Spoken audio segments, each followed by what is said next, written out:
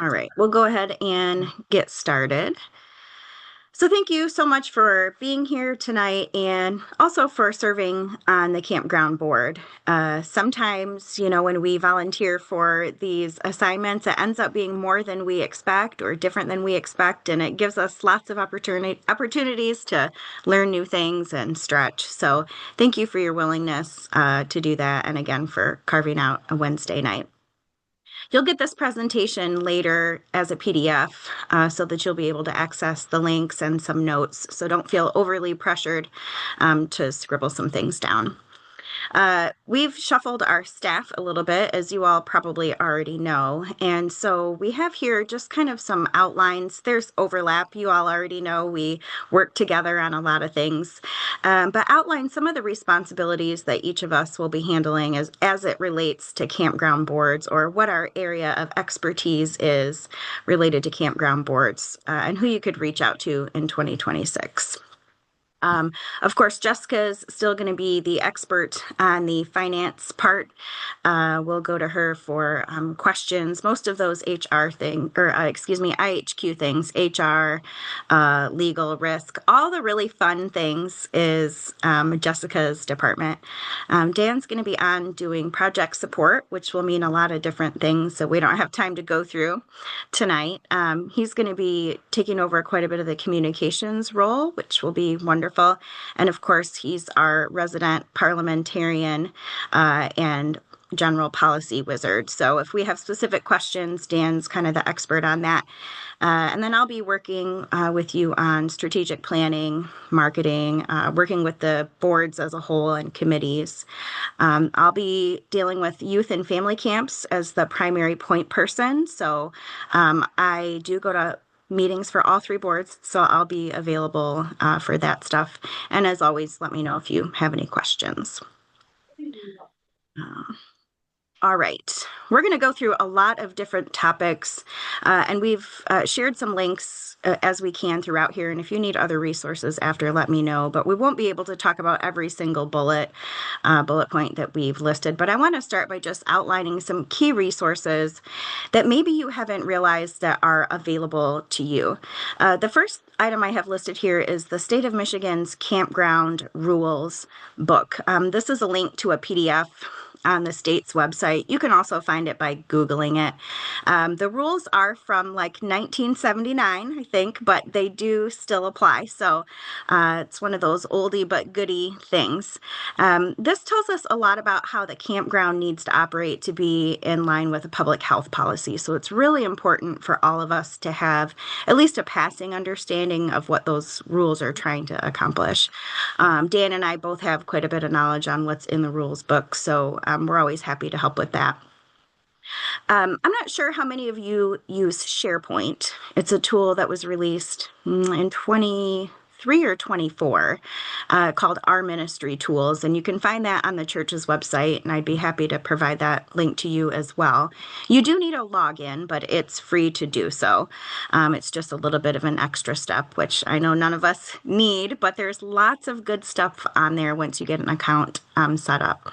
A couple of things that apply specifically to campground boards are a lot of information on just church policy in general. So a lot of times when we're having a discussion, we wonder what the church's position is on a certain thing or, what rules might apply. You can really find a lot of policy information on SharePoint. That's also where you can find the viability study that I know the boards have kind of individually talked about over the years. All of that information is available on SharePoint. We're going to watch a clip of a video here shortly, but there's actually a whole series of videos that are training videos for nonprofit board members. It's not specific to campground boards because there may be some other types of boards like when we had the Journey House board. So it's a little more general, but definitely applies to campground boards. I think it's like a 10-part YouTube series. So if you commute in the morning, you can throw that on and listen to it in the background. It's a little out of date. It was recorded 9 or 10 years ago. So there are some policies that have changed, but the overall information applies and is pretty good. Something you'll get from us later will be a board member packet. Every single board member has to sign it, and this contains all of our critical policies and procedures. So if you served last year, it's going to be basically the same materials that you've seen in the past. A question came up, I think it was at the Sanford Campground Board about conflict of interest. When that, who all does the conflict of interest policy apply to? Some of this information that you might wonder about would be in this packet. So each of you will get a copy of that and be required to sign. I also have put a link here to the Robert's Rules of Order website, and I probably wasn't the person to dig out a link. Maybe Dan would have been the best person to find, the central place for that. But if you do have specific questions, I'm happy to help when I can, and we go to Dan when we start amending amendments. And happy to find other links if it's helpful to you. All right, we're going to get ready to watch a video here to help us understand a little bit about what the responsibility is of a board member. It is a more serious responsibility than sometimes we realize, because it feels like we're together with the folks that we know from church and we're working on this place we love. But we've been given a pretty serious assignment by the conference. When the fall conference gets together and they elect people, they are entrusting us to do a good job managing the campgrounds on behalf of the board. So board members are considered fiduciary agents of the church, and that means we're responsible for and ensuring, a secure financial standing for the campground, to making sure that we're out following the law, ethical behavior, and that we're holding each other in the campground to church policy. So it is a big responsibility that is assigned to us. In this case, what we mean when we say fiduciary agent, and we'll let the lawyer do a better job than I will, it means that we are managing and responsible for, right? We're accountable for an asset that doesn't belong to us. We've been entrusted by the church and by individuals from congregations who come to the conferences and elect us and entrust us to really care for our sacred spaces. I will let Dan switch over to the sharing. And again, this video is part of the larger series on board training that I know you all have tons of free time, so recommend that to you if you're able. And we are having a little trouble with we use Canva for our slideshow, and it's wonderful basically all the time, but it is giving us a little trouble, of course, today. All right, thanks, Dan. Did the sound come through?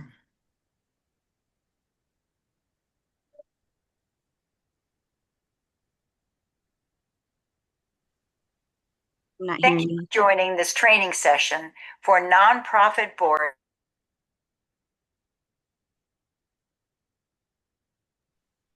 We lost her sound, I think, when you muted. What is a fiduciary? What are fiduciary responsibilities? What liabilities might a board member incur while serving on a nonprofit board? What does a board member need to know about taxes, budget, and risk management as a member of a nonprofit board? What is the job description of a board member on a nonprofit board? And many more questions. These training segments are designed to better equip you to fully function in your capacity as a board member, but they will not answer all the questions you may have. Please email any remaining questions to legalservices@seaofchrist.org. Thank you for serving as a director or leader of a nonprofit charitable board affiliated with the Community of Christ. As a faith community, we rely heavily on our charitable organizations to provide many benefits, and our mission is dependent upon the many volunteer directors and members who are willing to give of their time and talents. Board members are fiduciaries, charged with guiding the organization towards a sustainable future by adopting sound, ethical, and legal governance and financial management practice. They are also charged with making sure the nonprofit has adequate resources to advance its mission. This training is designed to assist board members in performing these important functions. It is only a guide and is not meant to suggest the exact and precise manner that a board or its members must act in all situations. Specific legal questions should be directed to your attorney. Nevertheless, we believe that this guide will help you understand the 3 R's associated with your board participation: your rights, your role, and your responsibilities. Whether your board represents a separate corporation or an unincorporated ministry of the community of Christ, it must operate in accordance with federal and state laws that govern nonprofit entities in the local jurisdiction where it is formed or it operates. Some of those laws and regulations relate specifically to board members in their fiduciary capacity, which they embraced when they accepted the role as a director, whether or not they realized it. The principles we will discuss are applicable to nonprofit charitable corporations and associations. As a member of a nonprofit board, you have assumed what the law calls a fiduciary duty. To understand the responsibilities that being a fiduciary encompasses, first, let's talk about what a fiduciary is. Black's Law Dictionary defines a fiduciary as a person who is required to act for the benefit of another, one who owes to another the duties of good faith, trust, judgment, confidence, and candor, or a person entrusted with the management of and responsibility for assets belonging to others. Generally, under state laws governing boards of nonprofit organizations are considered to be acting as fiduciaries. Courts have generally defined fiduciary duty to include these primary obligations: a duty of due care, a duty of prudent investing, a duty of loyalty, and a duty of obedience. In carrying out their fiduciary functions for the entity, directors are subject to these primary obligations. These phrases represent, in common language, the standards that guide all action a director takes and the standards against which their actions as a director are measured. They are derived from a century of litigation involving business corporations, but are equally applicable to nonprofits. Recent years reflect increased focus on fiduciary duties of nonprofit corporate directors as a result of closer public scrutiny being placed on nonprofits by the government and the public. Federal laws designed to apply to publicly traded companies have affected the view of best practices and recommended standards for governance of nonprofits, and have made clear the importance of a director fulfilling the duty of care and the duty of loyalty. To the general population, and even to some naive nonprofit board members, affiliation with a nonprofit board is perceived as low risk under the mistaken belief that efforts to accomplish good works through a charity are immune to and protected from civil litigation. This is a misconception.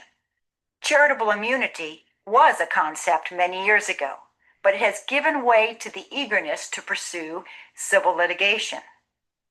There is no greater protection from liability for a board member serving on a nonprofit board than there is for one serving on a for-profit corporation board. In addition to understanding a director's role as fiduciary, it will be useful to review exactly what we mean when we say nonprofit. The initial presumption might be that. All right. Thank you, Dan. We're not going to make you go too much farther on that, but it is important for us to hear from the lawyer on those things. And just let us know if you have any questions or concerns. One of the things I think is important for us just to start out before we kind of go down all the different parts and pieces of how the board can run most efficiently is just for us to outline a little bit what is the authority and responsibility of the board. So, of course, we just talked about the board is responsible for running the property. So, managing the business of it, marketing, ensuring that we're, investing in our property appropriately to make sure it's lasting from year to year. We're, keeping track of our risk management issues and scheduling some activities as well, right? So there are some activities that the board might decide to schedule. Some boards have fundraiser events or maybe a weekend activity. But the board is not responsible for managing or planning, ministry events like, say, youth camps, family camps. If congregations had a weekend retreat, that's a separate thing. So the board is really just responsible specifically for the facility and then any events the board decides to plan. Sometimes that feels confusing to people to understand what's a mission center event and what is the mission center responsible for versus what is the board responsible for. So the board really focuses on the property and its specific events. And if you have any questions about that, definitely let us know. Um, so the responsibilities that rely with the campground, of course, are the short-term plan and the long-term plan. What are we doing this year and what needs to happen in the big picture? There's been some discussion, and I think this is a really important push for us to look at campgrounds having a more long-term plan over what our goals are. I think some of the campgrounds have future committees that are pretty active. Of course, managing the assets of the campground and of course the finances. We're responsible for making good investments according to church policy, and then making sure that those inspections on our finances are dealt with every single year. The board's also responsible for having someone like a business manager, caretaker, resident manager who supports the campground. Later on in the executive policy, not this section that we're looking at, but later on in the policy, it clarifies that that responsibility is specific to the executive committee. All right, we talked a little bit already about making sure that the maintenance and the caretaking of the campground is happening. The board is also responsible for electing officers, the president, the vice president, and the secretary. That happens annually. The board is responsible for assigning special committees for specific things that might need to happen. The policy says that board members shall visit the grounds periodically, and this is something that's been talked about. How often should campground board members be at the property? This says periodically. I think it's really important for board members to be at the property and to attend events to see how the grounds are used and how we might best manage those properties. The board is, of course, responsible for maintaining financial records, getting that annual inspection that I discussed, and then, of course, hiring employees as needed for the campground. Again, that responsibility falls to the executive committee. And then, of course, all of us are required, in case we haven't made it clear, to follow the risk management guidelines and stick with local, state, and federal laws. Any questions about that absolutely riveting but super important piece? All right, very good. Well, if you find questions that keep you up at night, you sure know where to find me. I'm going to turn the presentation over to Dan next.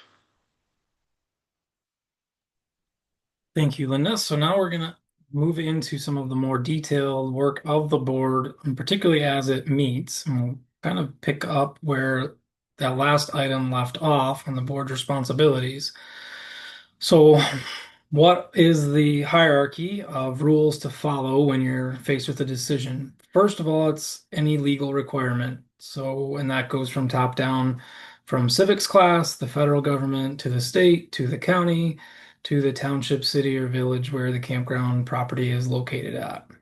And things that might entail would be IRS requirements on what we have to report, taxes, federal, state, local taxes, licensing from the local jurisdiction, usually zoning from the local jurisdiction, permits or food service or building, whatever that may entail, and ordinances.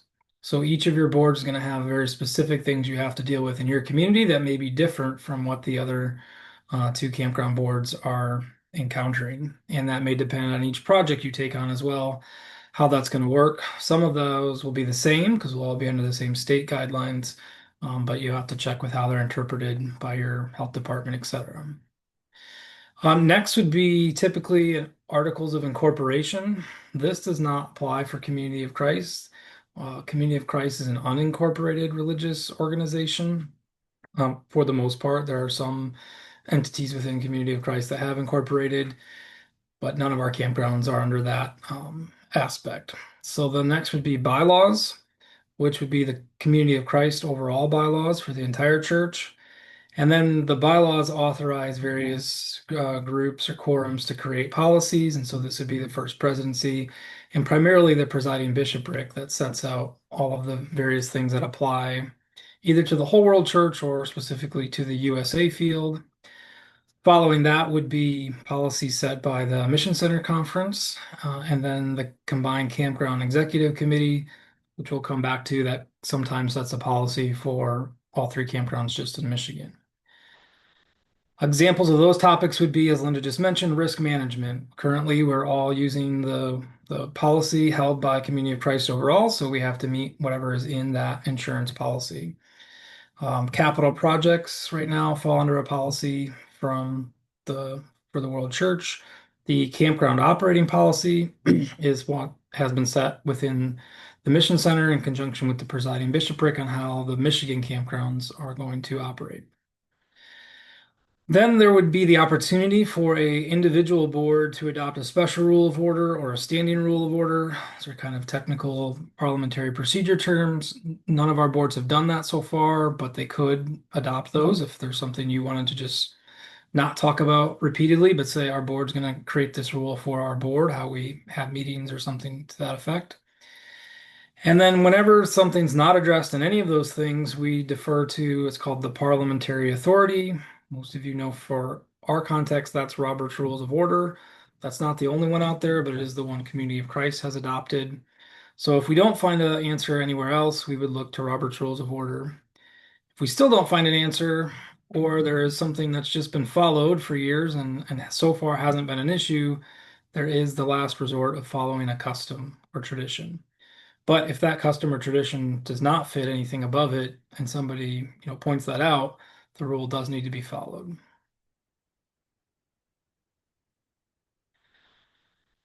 So some of the questions we thought have come up commonly from boards in recent years are going to be addressed on the following slides, and I won't always go over each bullet. Most of this comes from the campground operating policy, so what's been developed, again, with the presiding bishopric for all three campgrounds in Michigan. Some of you new to the board might wonder how the meetings are scheduled.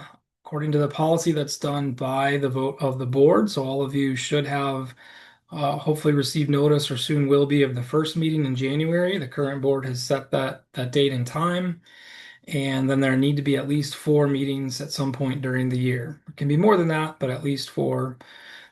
If the meeting's not going to be at the campground, the executive committee decides where that is.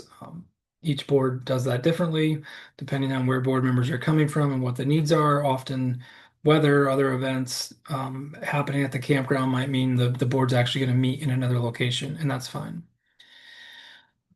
That first meeting in January, the board may choose to schedule all 4 or more meetings for the year, just so everyone has it on the calendar and can save that date. You could also, as a board, schedule them one at a time as you go from meeting to meeting. And even if you do schedule out a calendar, you can always change or reschedule those. It's up to the board to change those regular meetings. And a regular meeting is open to any new business that needs to come up at that meeting. Special meetings you might be familiar with from congregations or other situations are meetings called just for a particular topic that's stated in the meeting. And that has to be sent out with why that special meeting is occurring, and other topics can't come up outside of that call. In order to have a special meeting, any of these items could call us a special meeting, the board president at any time, 2 members of the executive committee, 4 board members submitting a written request, the Mission Center president, or the Mission Center financial officer. So those are all different pathways for a special meeting that might be necessary. Since COVID, most organizations have updated their policies to at least authorize a meeting possibility by some kind of electronic means. And that's the case for our campground board. So the board and any of its committees are authorized to meet either by telephone, typically Zoom, so long as the members can all simultaneously communicate. So it can't be an email meeting where there's just a string of messages going on or someone relaying that. It has to be some way that everyone can hear each other speak and debate, get their questions answered, and vote at the same time. That doesn't mean there would be particular cases where an election could occur, so to speak, by mail ballot, which could be email outside of a meeting if the board specifically says, we want to decide this item by mail ballot. But a meeting itself has to have simultaneous communication. Quorum is a concept of how many people need to be present in order to take care of business. So not only, one or two people can't just show up and decide for the whole group. For the board on a campground, it's set at a majority, which means more than half. In our policy, the MCP and MCFO are voting members, so they are considered members of the board. So if all 15 positions are filled and the two ex officios, there are 17 directors, which means nine people are needed to meet quorum, more than half. If there's a vacancy on the board, that the quorum can change according to that. So if a meeting takes place and you don't reach that nine, or maybe fewer if there are vacancies, then you don't have a quorum. The meeting still counts as one of the 4 meetings for the year, and it can continue with receiving reports. You can have some discussion with each other. There's a technical term of fixing the time to which to adjourn that meeting, meaning that meeting is going to continue within the next couple of days. You'll set another time if something really important, like a contract or something, needs to be approved. You call a meeting on a Sunday, people aren't there, you can say, we're going to adjourn this meeting to Tuesday night at 5 o'clock. And that will officially keep that meeting going, which would just mean you don't have to call another special meeting with all the notice requirements that come with that. We're not a public body, so that's typically not a major issue for us, but that's what that concept is. And then you can adjourn or recess the meeting anytime, or try to find somebody to meet your quorum. Just no motions can be approved outside of that. The operating policy sets out that the agenda for each meeting is set by the board president. And of course, as we mentioned, if there's a special meeting, then the item or items will be in the notice of the meeting itself. What's listed here is a standard order of business. So this is one that I would advise to follow unless other things come up. First would be approval of the minutes, then reports from the board officers, reports from the committees, then special orders. These would be something like an election or filling a vacancy or something that seems like it needs to be done at that meeting. And then unfinished business. I'll discuss later. The term is not old business for a couple of reasons. It's unfinished. And then new business, which I mentioned, is anything that hasn't come up before or needs to come back up again from the past. If you have a presentation, let's say you've got bids coming in on a project and you have 3 contractors who are going to talk about their plan. You could put that at the beginning of a meeting as a presentation. Sometimes the field support minister or apostle needs to come share something with the board. There might be a community issue or somebody wanting to deal with a zoning thing. That presentation could be at the beginning of the meeting or any time when it needs to be based on the schedule of that presenter. So again, there's not a set agenda. It doesn't have to be approved as an agenda. You can be flexible with that, and the president gets to decide, what the needs are as far as how to go through this. But these items do all need to kind of be made available to the board in each meeting. The general concept of this is that, one, you take care of the last meeting's minutes, so that becomes official and you know what you're working from there if any changes need to be made. Then you're getting whatever information might be coming through the officers and their roles. Then you're getting anything that the committees have been working on, and we'll come back to that if they have motions that need to be taken care of. And then you're going through anything that has to be done. anything that was already pending, and then finally new things.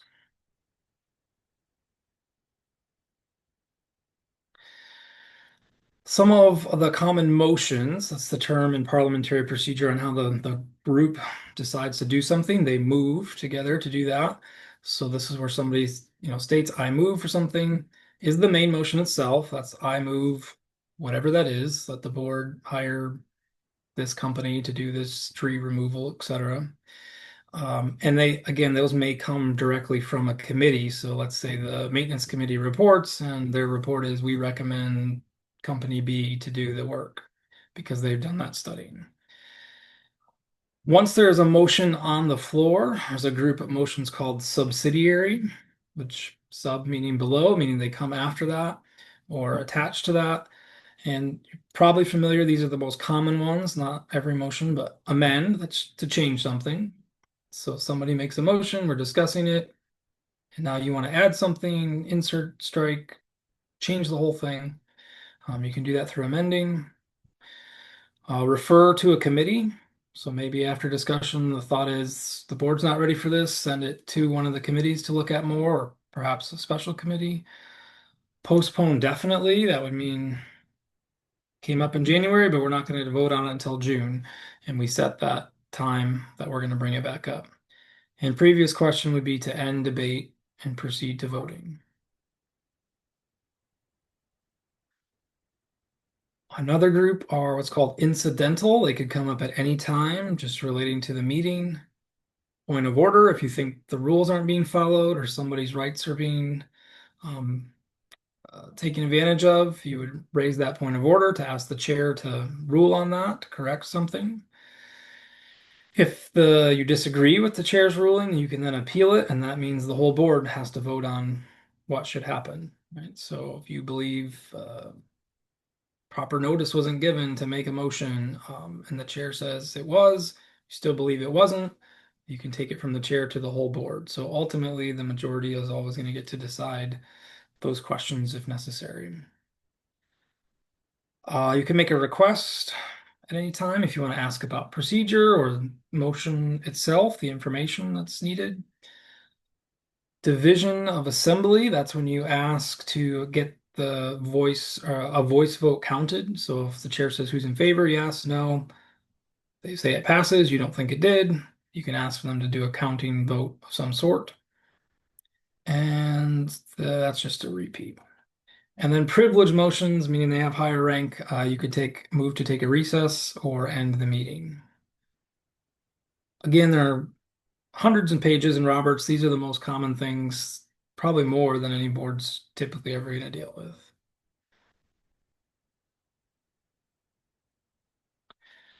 A few common misconceptions that I try to advise any of the boards that I work with. One is using the concept of lay something on the table. That's used very broadly, but it has a very specific use in Roberts, and that is only when you want to temporarily suspend something because something more important came up, like one of those guest presentations, or you're discussing a motion and realize we can't vote on this until we decide another motion. Um, that motion to lay on the table puts it on the table just for that meeting. And typically that, if it doesn't come off the table, it's going to die at that meeting. It's not a way to postpone something to the next meeting or just keep it postponed forever. It's a tool that should only be used when something more important comes up that can't wait. It should not be used as a means to just kill a motion, let it hang out there and not be addressed. And many people use it that way and just aren't familiar with how it's intended. The other I kind of mentioned is old business. Again, this idea that anything that was mentioned previously now stays on the agenda as old business as a topic. It's only if a motion's actually introduced and is pending when you adjourn, meaning you haven't voted on it, but for whatever reason the meeting adjourned or you lost quorum, something like that. Only in that case would it come up as what's called unfinished business. It hasn't been finished. So there is no old business. I mean, there are lots of topics the board will wrestle with every meeting. Committees will talk about, that's fine. It doesn't fit under that term.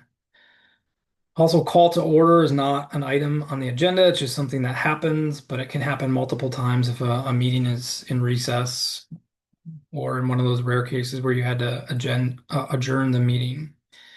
And then, as I mentioned, approval of the agenda is not needed. I don't think any of our boards are doing that, but the president sets the agenda for each specific meeting. The board doesn't need to take action on that. And if you did need to get to something later, lay on the table would be the motion to use inside that meeting.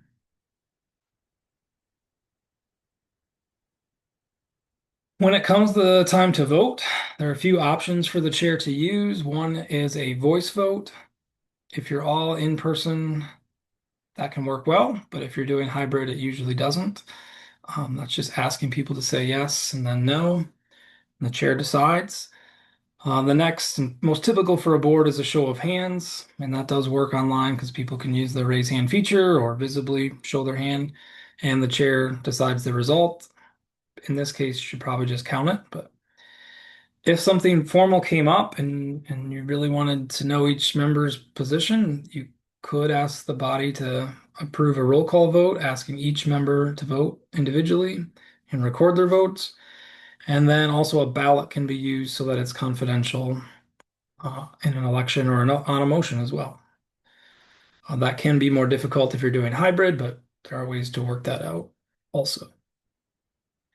Just realize that if there are only one or two people online, somebody has to get that information if you don't all use the same system, and then that can kind of take away the secretness of the ballot for those who are online, or if there are only two people in person and the rest online, it can basically disclose the small group. The chair does always need to ask those in favor and opposed and record anyone who mentions that they abstain or a conflict of interest. And that gets to the policy we'll talk about later. But um, I don't know of any cases where the board would have to have a majority of the entire membership. That would be based on the 17 full members. There may be some things that come up where that would be the case, according to Roberts. Typically, though, it's just a majority vote at the time the vote is taken. So I have an example there. You've got 17 members, but at that meeting, only 12 are present. One person needs to abstain for whatever reason. So only 11 votes are actually cast. In that case, only 6 votes are needed for majority, or 8 if your motion requires 2/3. So that's why it is important to attend meetings and to vote, because here you now see out of 17 members, 6 of them are able to decide what the board's action is going to be, because they're the ones present and voting.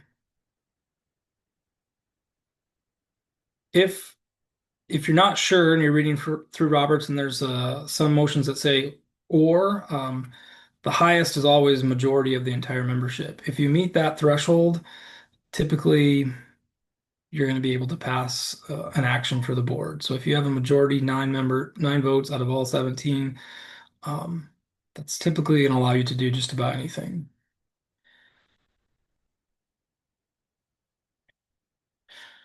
Okay, I'll pause there because that was quite a bit on procedure, questions you might have.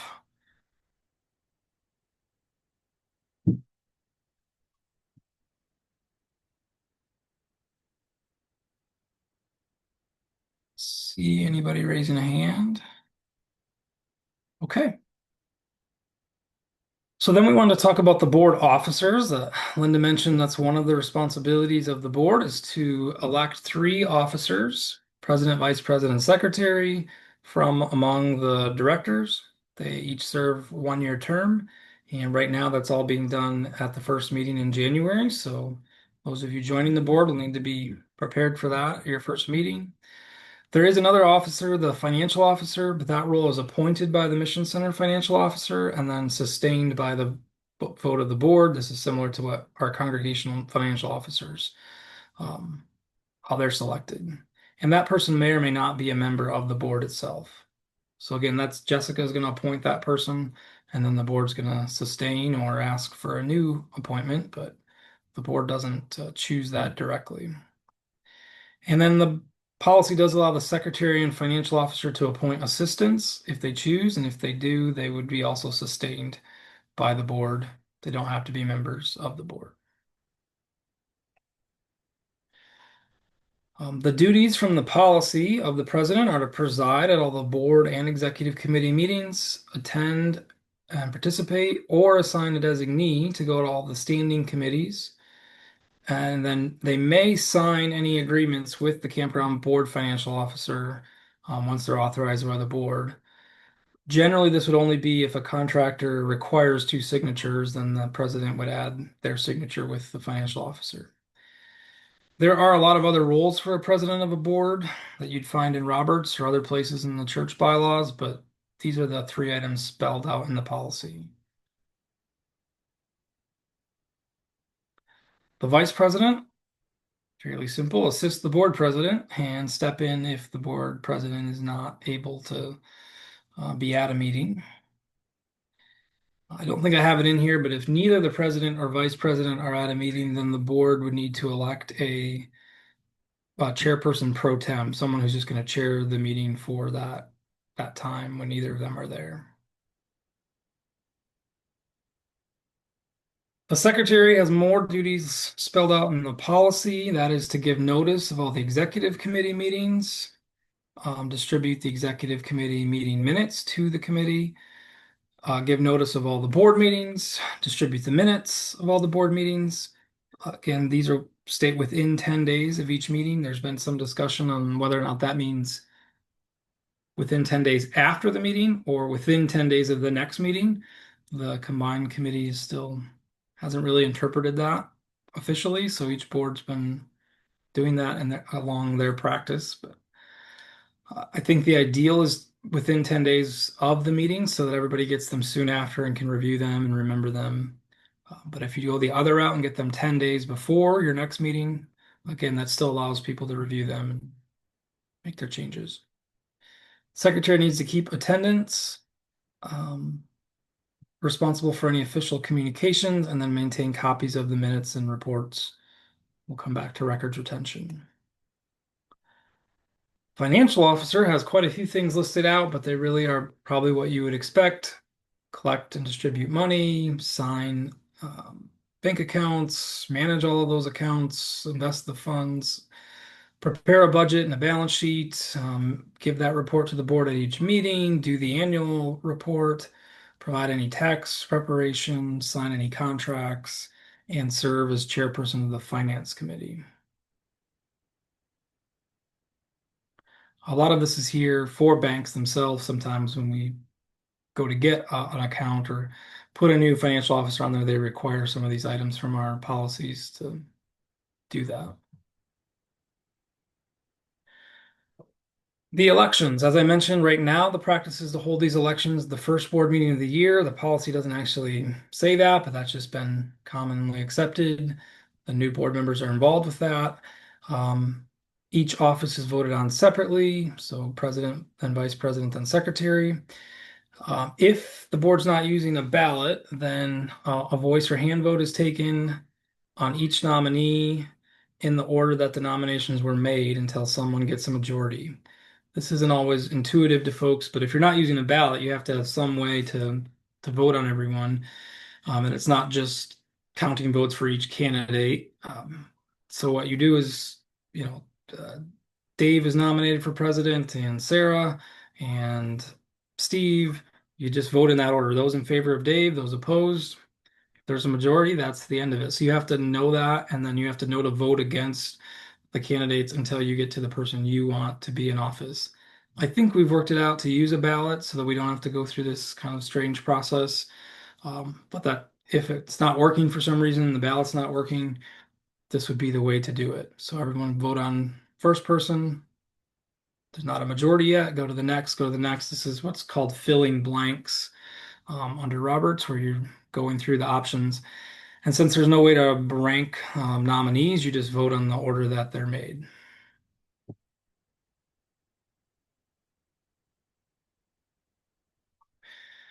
Another thing to note, once you've got those officers selected, they, along with the Mission Center financial officer, Mission Center president, and the field apostle, all come together periodically. And what we've mentioned is the combined campgrounds executive committee.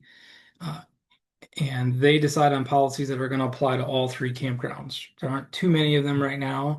We'll talk about a few of them later, but if something reaches the level where the board say we want this to be consistent because we know our members go to multiple campgrounds for events and it can get strange when they're doing things differently at each property and kind of we don't want that competition or disagreement in some areas. And so this group comes together, makes those decisions, gets presentations, brings it back to the boards to talk about. If any of the officers can't attend those meetings, they can designate another person on the board. So even if you're not elected as an officer, you might be asked at some point to attend this meeting. Typically, right now it's in March and October. Could be called for another time if something came up, but twice a year, usually this group gets together, looks at the operating policy and anything else, and says, is there anything that needs to apply to all three campgrounds?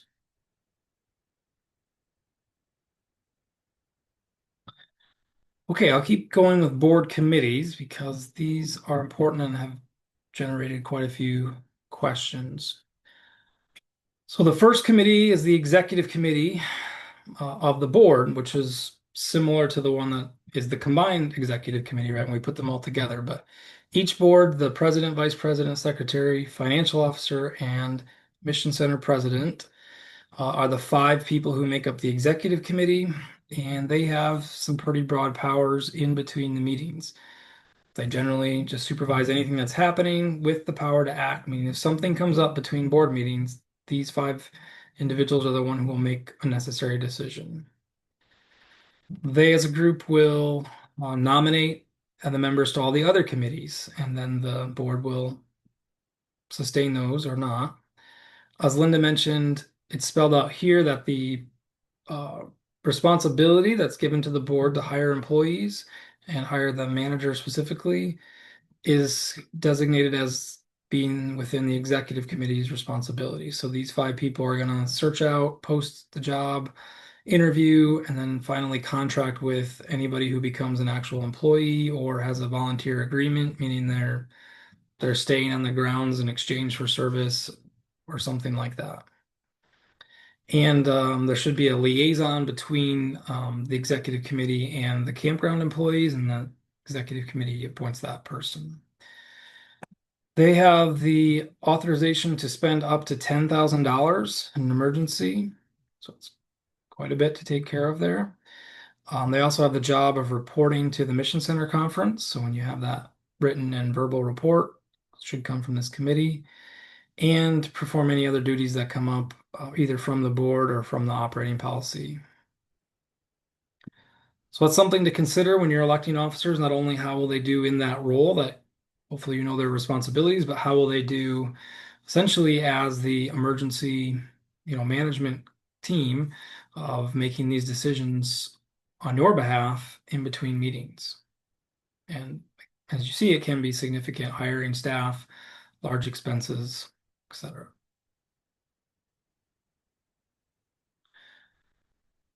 The standing committees that are named are finance, licensing, marketing, futures, and maintenance.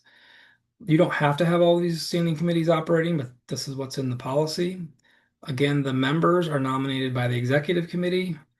Typically, that's by volunteering. I know the executive committees love to have board members say which committees they want to be on, form that list, and then bring it back to the next board meeting. The committees should have at least 3 members. And a reminder that the board president or designee is an ex officio on all committees, and specifically the financial officer shall serve and chair the finance committee. A couple things in bold there: church members and friends who are not members of the board can be on committees. So think of those people in your congregation who like campgrounds and maybe don't want to commit to a board, but would be great on a marketing committee, helping to, promote the Facebook page and put out flyers and all those things. They can be on the committee, and employees of the campground and their spouses can be eligible to serve on a committee. They're not eligible to serve on the board, but they can be on any of the committees, and often are very valuable on the committee since they know the day-to-day happenings. Committee members serve for a year or until their successors are appointed. So it's typically like a month after the board elections. And they should meet, regularly as determined by the committee or at the call of the chairperson or any 2 committee members. The chairperson is appointed by the executive committee. So when they name the committee, they should name the person who's going to be the chair as well. And that needs to be approved by the board. That person should attend the board meetings. So this would be in the case if you've appointed a non-board member to be on the committee and be the committee chair. That's possible. They should then be invited to attend the board meetings because they're going to have to report to the board and get the information from the board to take back to the committee. Stay up to date on the committee's duties, submit reports to the board, as I mentioned, have a knowledge of the committee's responsibility, and advocate for any issues that come out of the committee's activities. So again, I'll just stress, if you're having difficulty filling committees, think outside the board for who could help in that role, even for the committee chairperson role if necessary. I would advise to have at least one board member on each committee, just so again, there's that connection there, but it's not required.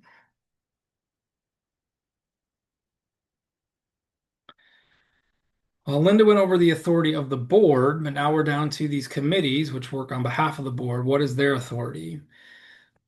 Primarily, it's to report and make recommendations to the board or to the executive committee. They have the power to act only if the board gives them that authority. So a standing committee on maintenance does not have the power to pick out new paint colors and tell the resident manager, what order to do the projects in, unless the board specifically allows the committee to do that.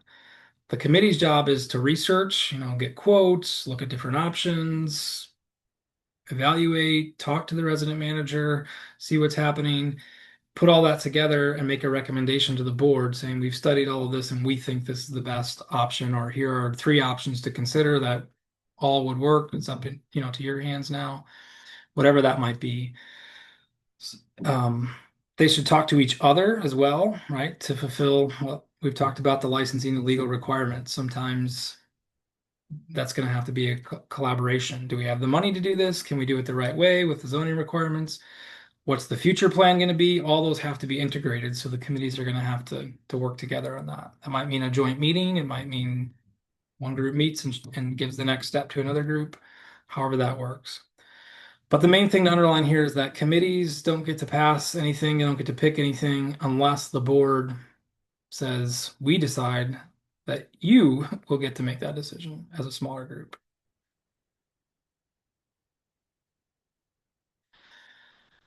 Ad hoc committees, or sometimes they're called special committees, these can be created whenever necessary on a specific project or topic that may come up. Again, they're nominated by the executive committee along with its chairperson and approved by the board. They should have their specific assignment when the committee is created. And again, if they're given the power to act or just report back, they should know what that is and what their timeline is. I haven't had too many of these, but this may come up. It's come up sometimes when a campground wants to purchase a vehicle. It's a very specific task under whatever parameters are. Or Sanford has been dealing with the lake issue as an ad hoc committee because it's specific and multifaceted.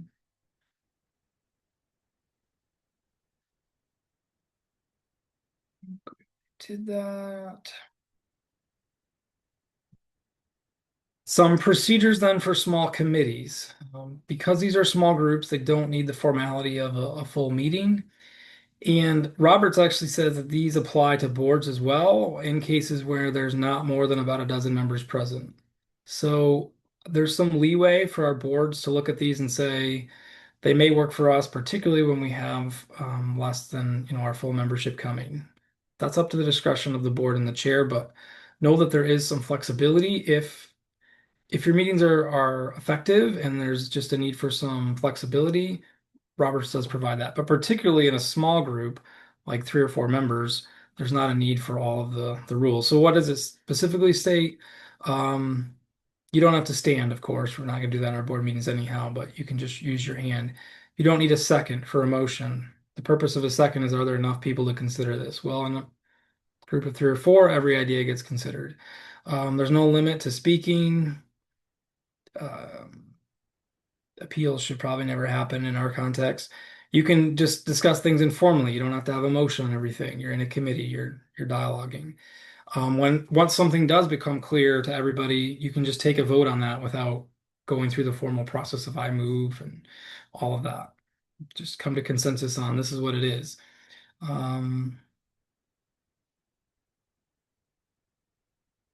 The chair can speak, right, and vote and debate. That's not the case in a larger group, but definitely in committees and typically in boards. In small committees, the chairperson usually acts as the secretary. If the committee's larger, you may want to name a secretary or recorder, or you might just want to do that to help take it off of that one person. But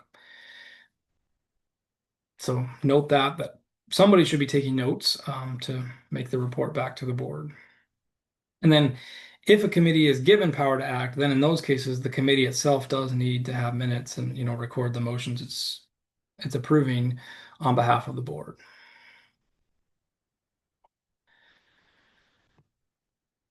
What would it look like when a committee reports then? First of all, the report back to the committee can only include what's been agreed upon by majority vote of the committee. So it can't just be the committee chair coming back with all of that person's opinions, right? The chair can share those opinions, but be clear that they're the opinions of the chair and not represent them as the work of the committee unless the committee actually agreed on it as a quorum.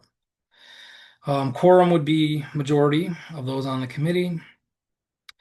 Typically, the best case is if they're standing committees, they're going to submit that report in advance, and writing is ideal so everybody can read it.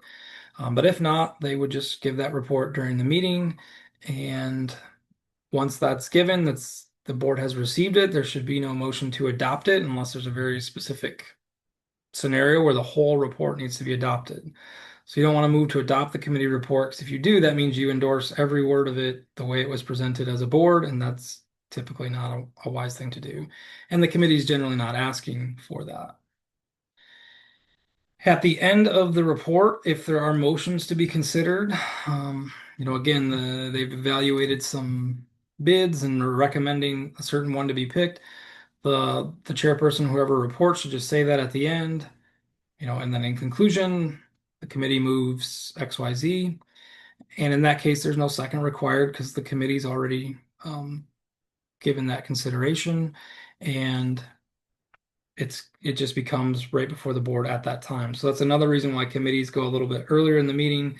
It's because they've done all this work and they want to get those decisions made to go back to the committee or to inform something later in the meeting.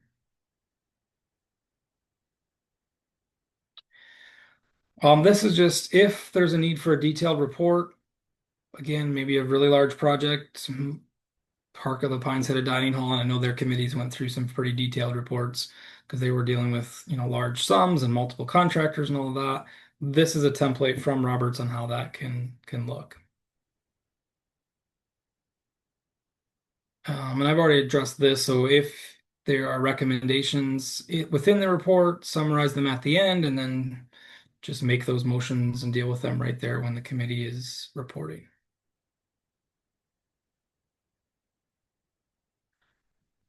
All right, I'll pause for any questions about board committees.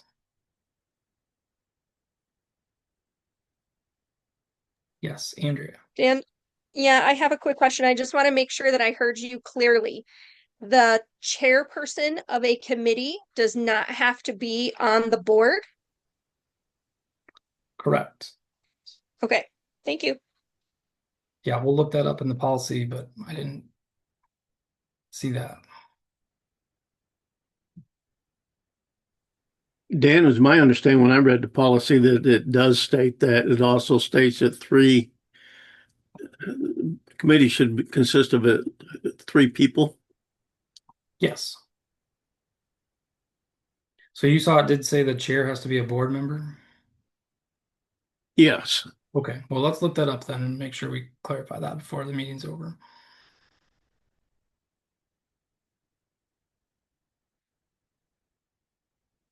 Okay, good questions. We will make sure we get that addressed. Meeting minutes then is our next topic. What should be in the minutes? This comes from Roberts. They should contain a record of what was done at the meeting, not what was said by the members. Again, so this is just the actions. The minutes should never reflect the secretary's opinion or anything that's said, right? On anything that's said or done. This just states what should be in the first paragraph. It's pretty typical. What was the type of meeting? What's the name of the group? Where did it take place? When, where? Who was chairing the meeting? Who was the secretary? Because if you don't have your regular president or secretary, you need to elect someone to fill in for them. And then were the previous minutes read and approved or read and corrected? And we'll go through that in just a minute. And then after that first paragraph, to start the meeting, what would be included? All main motions or motions that were brought back before the assembly with the wording that they were adopted with. Any motion that was temporarily disposed of, so referred to a committee or postponed or something like that with any amendments that were pending. Any secondary motions that passed where it's necessary to record that for the minutes to explain what happened. Oral committee reports, if they're permitted to give or adopted in full. Any notices, that doesn't really apply to us. We don't require notices for anything because you're not amending bylaws. Any points of orders and appeals that were sustained, and if there's a disciplinary issue, that would need to be in there. And then the last part should say when the meeting adjourned. So I think that's pretty typical for most of you. Just be careful that it's not getting into recording any debate. Minutes do become a legal record of the organization, and if there were some sort of legal action, that's what would be discoverable and presented as the voice of the body, the official actions. So those come into play in legal context, and you don't want to have debate or anything there representing the official action of the body, just what was approved, passed, and any information that needs to explain that. Some additional rules regarding minutes from Roberts. The maker of the motion should be entered, who moved that, but the name of the person giving the second should not be entered unless ordered by the assembly. This might be a help to some secretaries. I know we're always trying to figure out who made the second to that. It's not necessary, and really it shouldn't be recorded unless the body says we want that for some reason. If there is a counted vote, then the count should be entered in the minutes.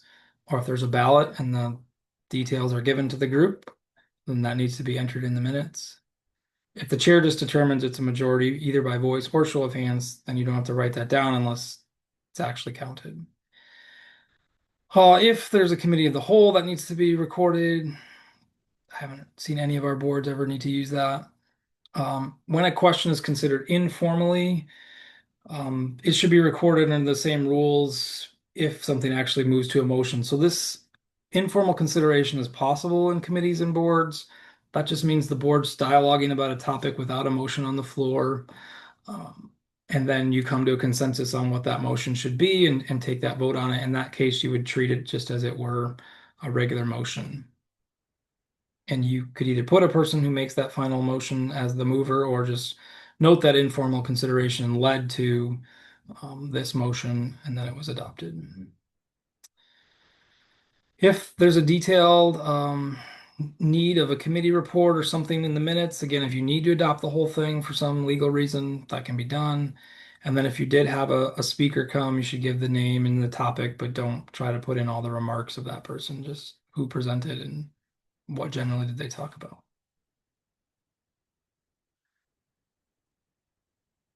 Approving the minutes. This is new, even for those of you who might be familiar with meetings, as of the most recent edition of Robert's Rules of Order in 2020. If you're in a group that presents the minutes to everyone in advance, which I think all of our boards do, then you do not need to read them unless somebody requests that for some special reason. And the current edition of Roberts now says that a motion is not necessary to adopt the minutes. Someone could make that motion, but again, it's not necessary. Even if they make that motion, the process then is just the chair asks, are there any corrections? If someone has a proposed correction, typically they're just unanimous consent, the spelling, grammar error, something was in the wrong order, and everyone agrees on it. And then there's just the correction would be spell it this way. Okay, agreed. Does anybody object? If there's something contentious, no, I think the motion failed, as opposed to passing, well, that's going to have to be presented to the group as essentially an amendment. Do we change what the secretary has presented or keep it as is? And you may have to take a vote on that, and then the majority would determine if that has changed or not. After each of those corrections, the chair just keeps asking, are there any more corrections? And once they get to the point where there are no other corrections, the chair states the minutes are approved, either as read if there are no corrections or approved as corrected. So even if a motion's made, Roberts now says that a vote should not be taken to approve the minutes.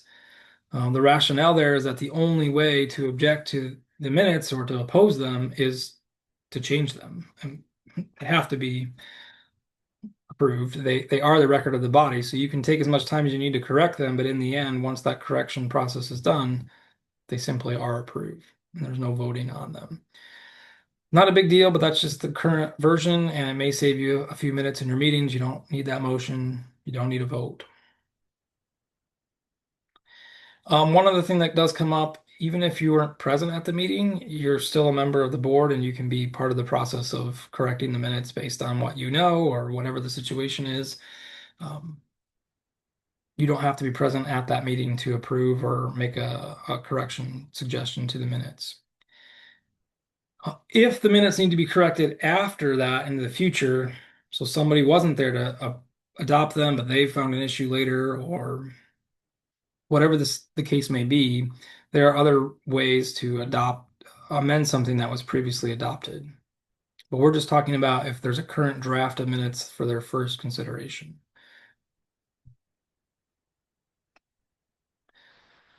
As I mentioned, if the secretary is not there, then a secretary pro tem must be elected. Typically, the secretary, asks someone in advance to do that job, or the president does, and the board just agrees whoever that person is going to be, and they are responsible for drafting the minutes for that meeting. This doesn't, put them on the executive committee or anything like that. It's just a temporary secretary.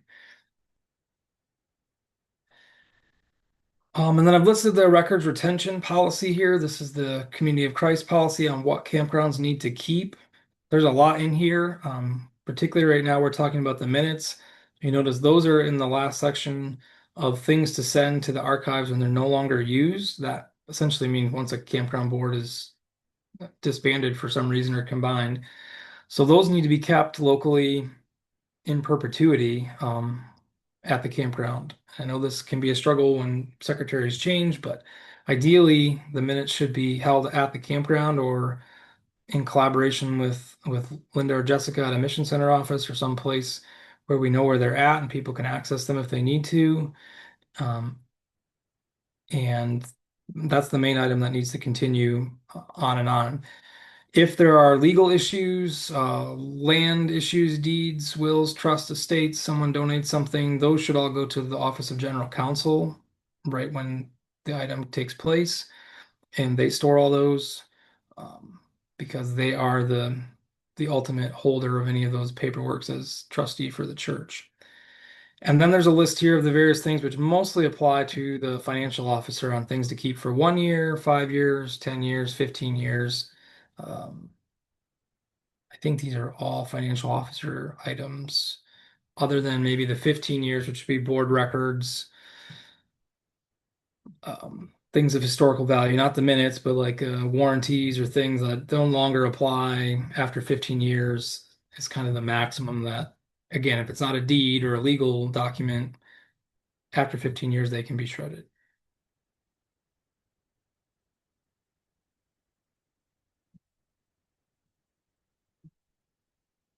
Okay.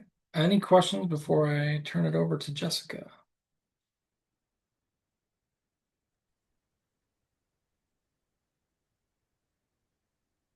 All right, this one's me actually. Oh, back to Linda. All right, so I mentioned and thank you, Dan, for all of that detail. I learned a few things along the way too, so thanks for that.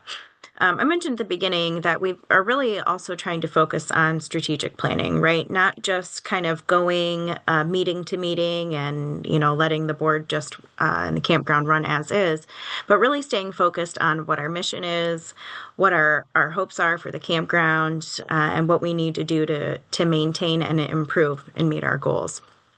Um, Referring again to the SharePoint website, it's called Our Ministry Tools, and you can find that on the World Church website. But also, if you click on the link through here, it'll take you through that process. And again, you need to set up a login, but it's free to do so. You'll be able to find a capital needs assessment tool. This is going to be helpful mostly for committees, but if it's been a while since your board has done an assessment of what assets we actually have at the campground, what needs to be maintained, and sort of keeping our eyes on some of these big picture items that can get lost in the day-to-day or the meeting-to-meeting shuffle, it would be a good time to look at the capital needs assessment and decide what committee or group might be best to work on that. Again, you'll also find the tool for the viability study or the viability framework tool on SharePoint, and that's going to be really helpful to you for strategic planning as well. We're going to be asking you to be working on a 5-year plan. And of course, hopefully in January, we'll be looking at what is our 1-year goal. It's going to be very dependent on the campground, right? Each of us has different phases that we're working on. Maybe there are some long-term projects, some short-term things that need to get done.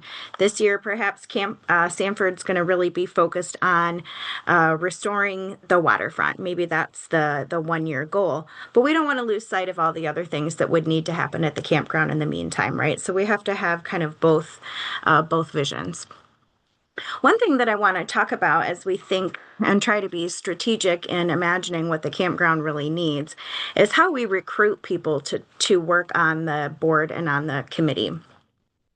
One of the questions that has come up is that sometimes it is difficult to fill all of those board member positions. Our boards are quite large. And so some of the things, especially if you're on an executive committee and you're trying to encourage people from your congregation to run for the board and to be elected or to fill a position that might still be open, be thinking about what the short and long-term goals are. So if we know that this year we really need to get a lot of electrical work done. That's an area that we've really identified we need to invest and upgrade. Then we want to actively seek out individuals who have skills, experience, or a network that's related to that project that we're working on. If we know that we have a 5-year goal to get somewhere, we want to identify the types of skills and experiences that we're going to need in individuals and try to seek those people out. It's kind of a tough question to ask people, and it doesn't always go over well if we don't handle it very carefully. But it is good for us to ask each other what skills it is that we're bringing to the board. What is the network or the experience that you're bringing to the board? Because we want to make sure that we have diverse skills and experiences, but also that we're curating a board that is really well equipped to handle our 1-year vision, our 5-year vision, our 10-year vision, wherever it is that we're headed, that's really specific to what the campground needs in that particular moment. It's a pretty common practice of boards to kind of intentionally recruit people who have the specific skills that will help us achieve our goals. That applies to committees as well. Dan mentioned that people did not need to be a member to serve on a committee. So it might help us if we know we have someone in a congregation that's maybe not ready to officially join the board as a member, but that has some particular skills. We definitely want to engage that person's wisdom on a committee, especially those ad hoc committees, maybe folks we know we can identify that have particular experiences. It's really important for us to think through strategically how our human resources kind of help us achieve our overall goals for the campground. It's too much to expect each other to know how to do all of the various aspects that we've covered already that campground boards are responsible for. So we really want to try to have a specific but diverse board membership. Dan, if you don't mind pushing forward for me. Um, we'll talk a little bit about communications and marketing, but I will try not to go too deep because I still want to give Jessica lots of time. This is something that we will spend a little bit more time on next year in a separate presentation. We are going to have an organization give us a presentation and a little bit of training on marketing coming up next year. I know that campground boards and congregations as well are planning a lot of activities, and we want to make sure that we're as up to date as we can be on what the current marketing trends are. So look for that information forthcoming soon. But campgrounds are responsible for their own marketing efforts, right? The Mission Center is always here to help promote events through our platforms. We put out a newsletter, which is a really popular way to share information with other people across the Mission Center. But boards are ultimately responsible for communicating that information to me or to Dan, who will be managing the communications. We want to encourage you also to think outside of just internal communications. I think all of the campgrounds right now are using social media, at least to some degree. It's a really critical tool for us to figure out how to leverage for marketing. It's where most people are going to get their information. If they're interested in visiting a place, if they're interested in booking, they're checking out social media. The Mission Center doesn't have, the resources to be able to manage that for the boards, but I am available to help with training, to help teach you new platforms, whatever that I can do to help support the campgrounds in that. Although the campground board is responsible for its own marketing, we do still want you to run that by me before you put anything in print. Please don't print 300 copies of something that I haven't had a chance to look at, just in case we accidentally mix up some language that isn't accurate. The church needs us to be very careful, as we've already talked about, making sure that we're honoring our nonprofit status, that we're being really clear about what our insurance does and does not allow us to do. And I want to be here to support you to make sure that, you're accurately representing what we can offer at the campgrounds. So please loop me in early so that I can support you. I wanted to just mention a couple of platforms for communications that the Mission Center is already using, and some of you will be familiar with them. But I want to mention them just because these are the platforms that people in our Mission Center are used to receiving communications from. So if you're not using some of these and you're interested, please let me know, and I'd be happy to give you a quick tutorial on how to use some of these. We're using Canva for a lot of our design. We used it for this presentation. Facebook and Instagram, of course, are what most congregations and campgrounds are using for social media. We're using a texting platform called Flocknote. The youth camps are using this with a lot of success. So if you're interested in that for some of your communications, I'd be happy to go over that. And then Church Updates and MailChimp are the two platforms that we use for newsletters. Not to say that you have to stick with those, just suggestions as to what the recipients of the communications are already used to. I also put this line at the bottom for a couple of policies that many of you may not be familiar with. But as I encourage you to dip your toes into social media for marketing, you'll want to keep in mind the social media ethics statement and the social media guidelines. Both of those, again, are available through SharePoint, so you do need to get behind the password. Basically, it outlines how we want to be represented, ethically in the way that we talk and behave on social media, the way that we want to represent community of Christ values. They're pretty simple statements, but I think they can be really helpful, especially if you're getting started with using social media for the church for the first time. I'm also going to refer you to this highlighted box there, visual identity and brand standards, in case you're looking for very specific things like, what's the official font of Community of Christ, or what is the official approved purple of Community of Christ. You can find all of that information there that you might want for your marketing materials. You can go ahead, Dan. Thanks. I'm not sure if this went in here, Dan, or if I maybe stuck this in a strange spot. We've kind of alluded to this a little bit, that there will be some policy forms. And I think we decided, Dan, this would come out a little bit later. All right, that was a fire hose on communications and marketing, but are there any immediate questions on that?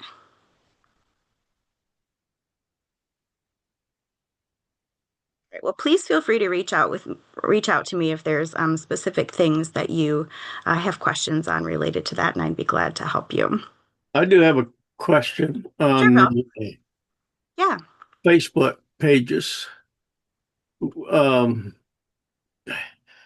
the people who are administrators on the pages.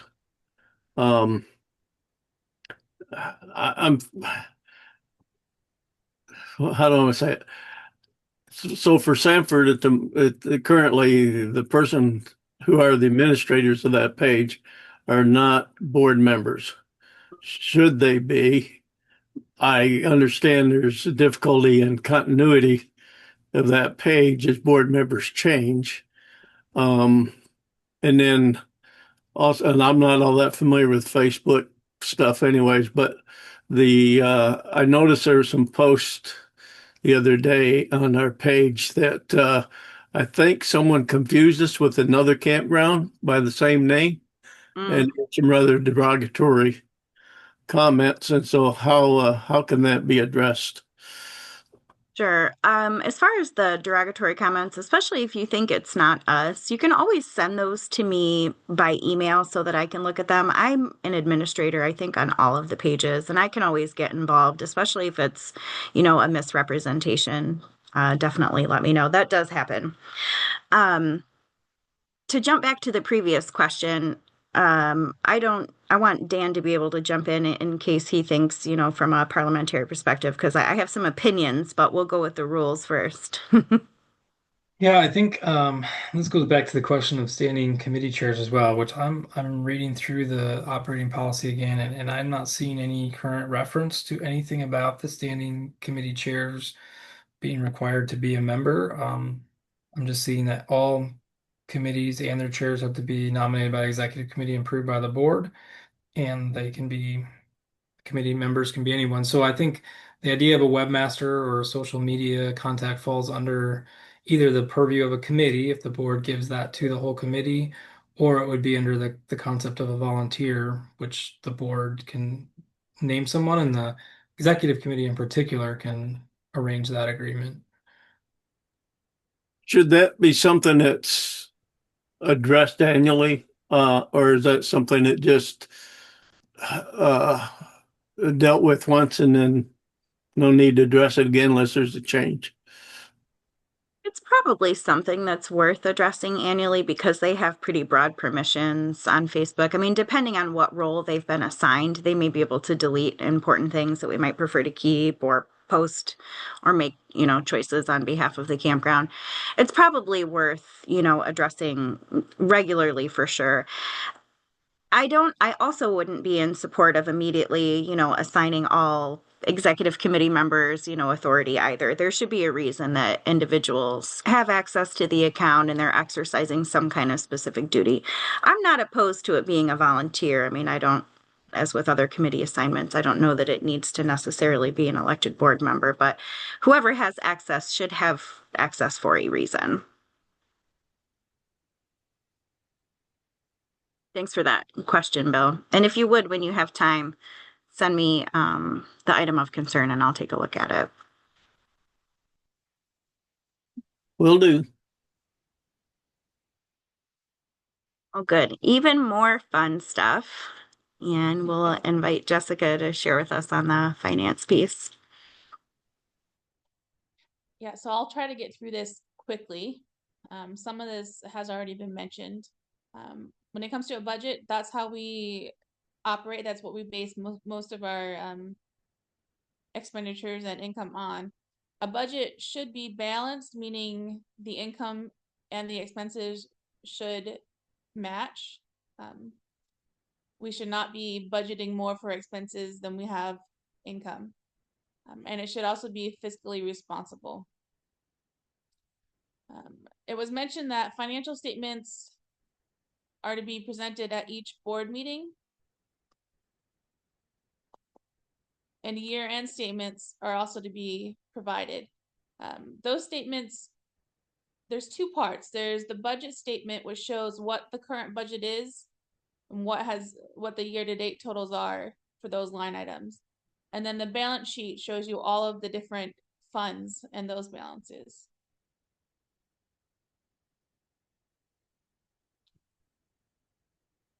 According to the operating policy, for our reserve funds, the campground shall establish an operating reserve fund in an amount equal to at least 15% of the previous year's operating budget.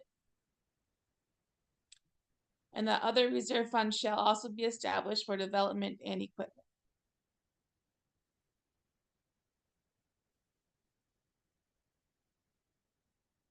That's out of order.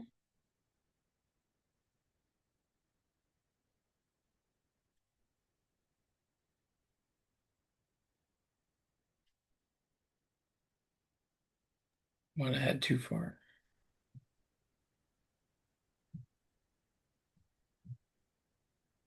It was also mentioned that we do an annual records and procedures inspection. That's what we formerly called an audit. It, of course, looks at the financial practices to make sure that the proper care has been taken and that everything has been done accordingly. But it's more than just looking at the finances, and it will be even more so moving forward. It's also looking at things like the internal controls, contracts, making sure that the right contracts and documents were received, that policies are being followed, that action in the minutes is happening, and all those things.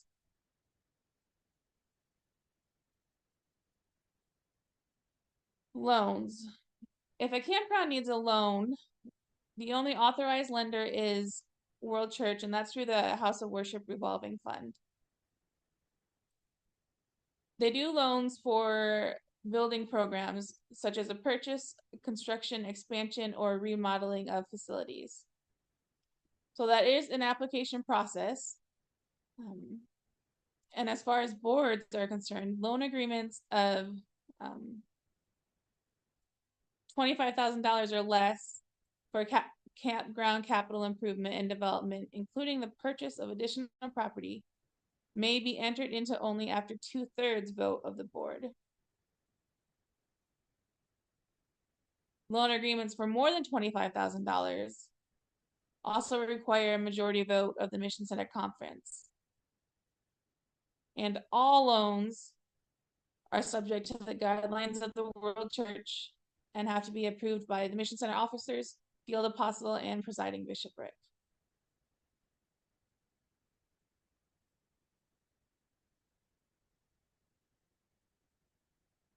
Capital project policy. So this has come about in the last, well, I guess it's been several years now. Any capital project, which is defined as an expenditure that extends the life or improves the value of a capital asset, which includes land, buildings, machinery, equipment, furniture and fixtures, land improvements, and vehicles, are considered capital projects. A project costing $20,000 or more requires approval from field leadership, and it must meet one of the following criteria: safety, building code compliance, an essential expenditure, or missional imperative. If it is approved by field leadership, before any work is to begin, the proper documentation that is required from vendors and contractors has to be submitted. And we'll go over that requirement shortly.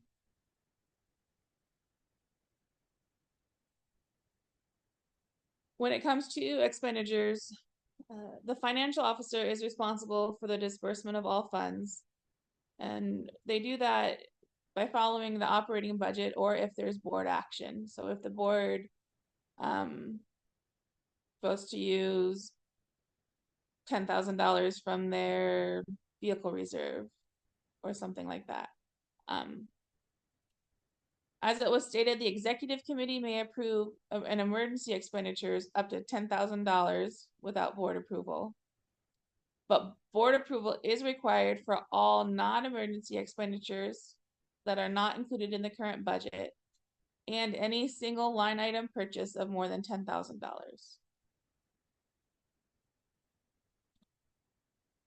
This slide is where Canva decided to cut me off.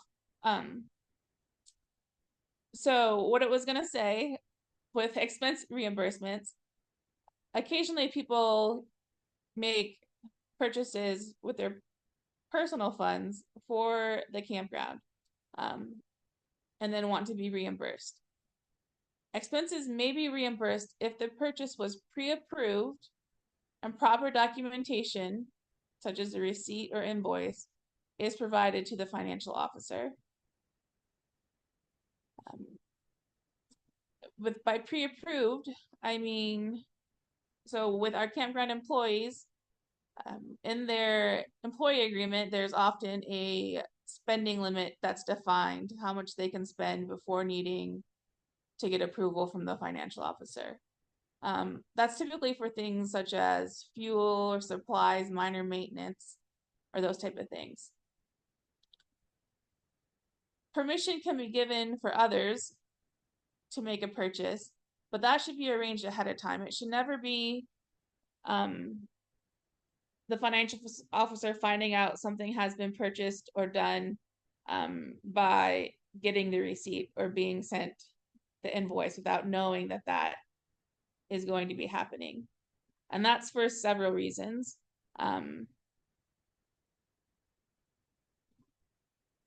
One, the board often doesn't know the financial, well, they don't know the complete financial state. They're only getting reports at the meetings, especially if they're large expenditures. So they wouldn't know, they may not know how much cash we have on hand. Somebody could be at the campground and realize and think, oh, this needs to be done, go and buy supplies, and not know that we've already purchased supplies. We're just waiting for the work to be done, or stuff like that.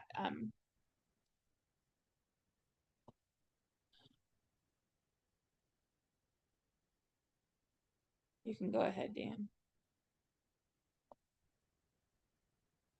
Vendors and contractors. So when you're selecting a vendor or contractor, it's best to try to get 3 bids if possible. Some of the work that we have done at campgrounds are very specific, or our campgrounds are in a location where there may not be a lot of contractors willing to do or able to do that work. But whenever possible, getting multiple bids is expected. It is not okay to just sign a vendor or contractor bids. First of all, that we have our own specific agreements that we need to use. And the financial officer will have to be the one signing those agreements. Proper documentation is required for all vendors or contractors before the project or lease begins. So this is the same stuff that would be required for the capital project policy as well.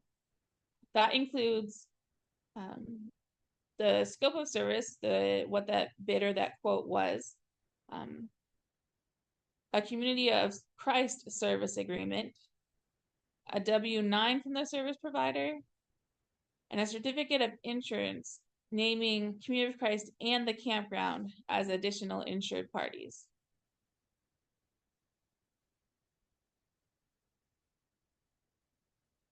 With that insurance, there's different coverages and limits required depending on the type of work and the scope of the project, such as small vendor is a project less than $5,000 with no roofing, electrical, or gas. Large vendor is more than that or includes roofing, electrical, and gas. Small contractor is less than $50,000, with no roofing, electrical, or gas, and a large contractor is more than $50,000 with roof, electrical, or gas. If a project is over $100,000, then a bond is also required.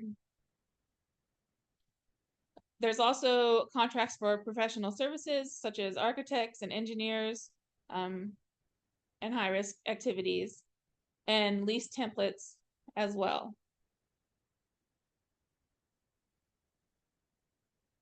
Which will take us into the property use. Hey, Jessica, quick question on your Yes. service agreements. I understand there's a difference between high risk service agreement and I guess not what the others are categorized as low risk or and how's that determined which agreement is applicable? So I believe what you're considering high risk are the ones that include roofing, electrical, and gas. So the large vendor and large contractor. Well, because I was wondering with Sanford that there was a high risk service agreement that we're currently working with the lake.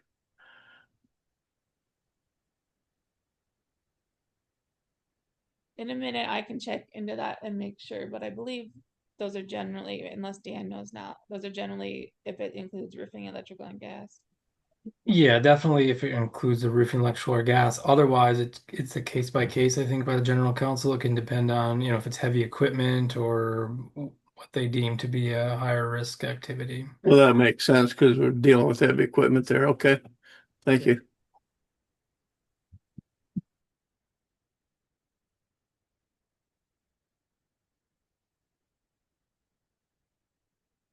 So property use.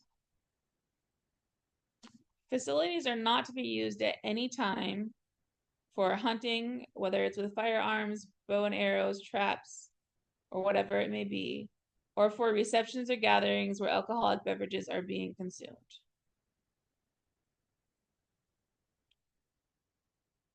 The rates for those rentals are determined by the board. According to the policy, the finance committee shall recommend the fees for usage of the grounds and property. And the board actually sets those rates. The exception to that is that the combined campgrounds executive committee determines the rate for mission center events. So that would be for youth camps and family camps. And that's because that rate is consistent at all campgrounds. So it would be the same rate for family camp at Sanford as it is for Blue Water.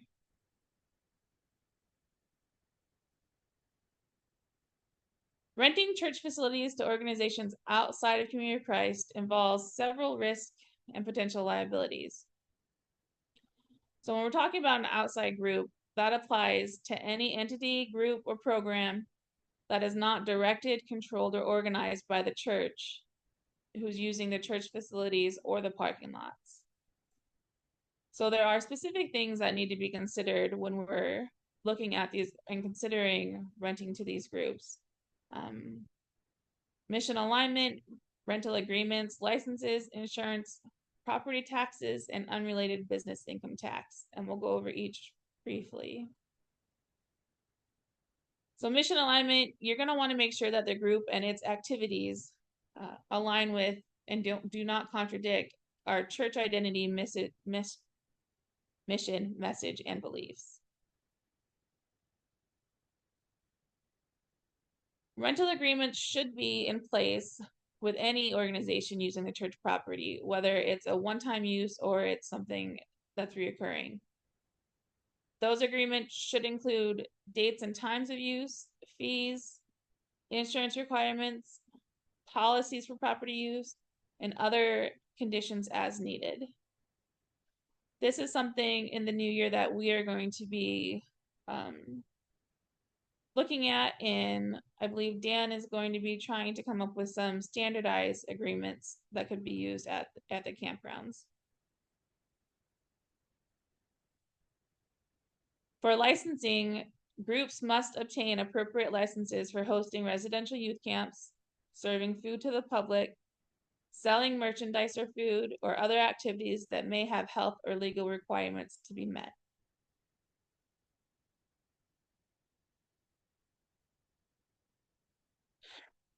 And all of the groups also need insurance. And the requirements for those groups, which should technically be received before they can reserve the facilities, our general liability insurance, which I'll let you read the specifics there. Sexual abuse coverage when there are children and youth participating. Additional insured, which again is naming Community of Christ and the campground as additional assured on their certificate of insurance. And then depending on usage, automobile liability, workers' comp, and employer's liability may be needed.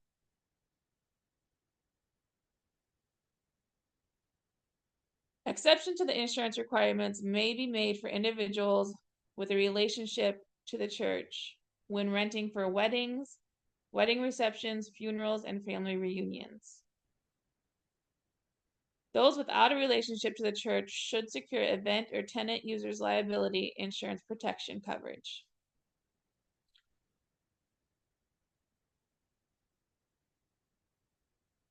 Property tax.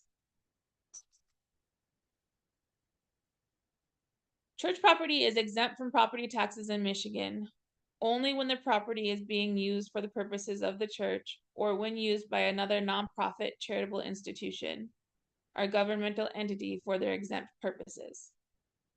Rental to a for-profit business or group not engaged in exempt purposes could result in loss of property tax exemption.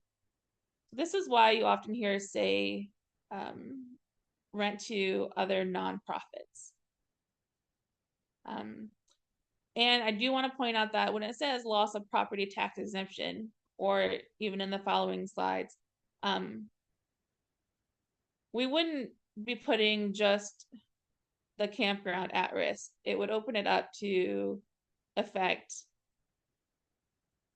other campgrounds, congregations, World Church, depending on what kind of tax implication we're talking about and what identification tax ID number is used and all of that. So it's not just, it's something that's going to affect more than just your campground.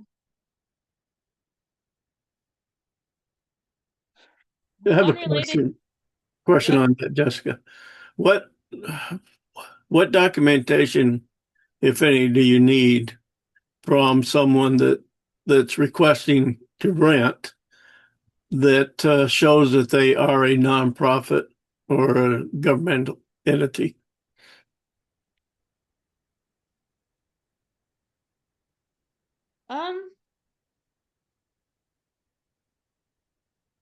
I mean, I think that would be included in the use agreement is to Yeah, it would identify be. what they need to provide. Yeah, I mean, typically it would be in there. I don't know if it's Would it be specifically just a asked for tax ID something number or would it? particular. Yeah, maybe they're 501c3. Yeah. Typically be whatever their 501c is. It could be any of those numbers. And then if they're a government entity, they have there's a document for that. But Okay. We'll get more specifics on that as Dan works through standardizing agreements as well.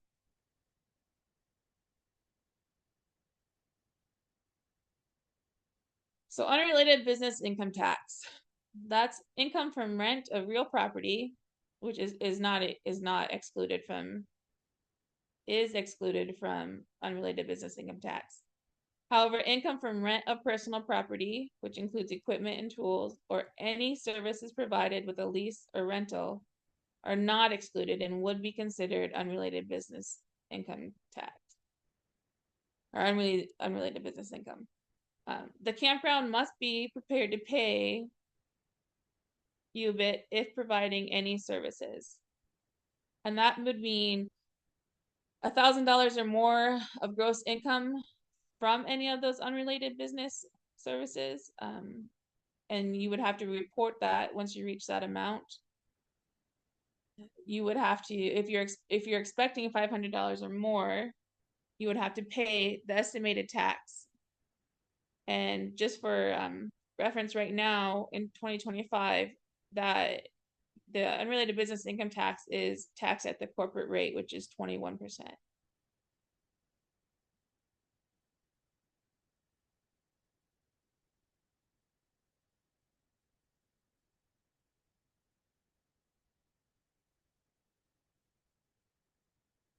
Fundraising. Fundraising is another area where we're going to be talking about going into next year, and there will be some a workshop or training on fundraising. So it's important to know that our fundraisers, like everything else, are limited by tax regulations, state laws, and church guidance. So examples of some activities that are allowed would be auctions, bake sales, dinners, matching campaigns, rummage sales, rewards or money back programs, which would be like Kroger rewards or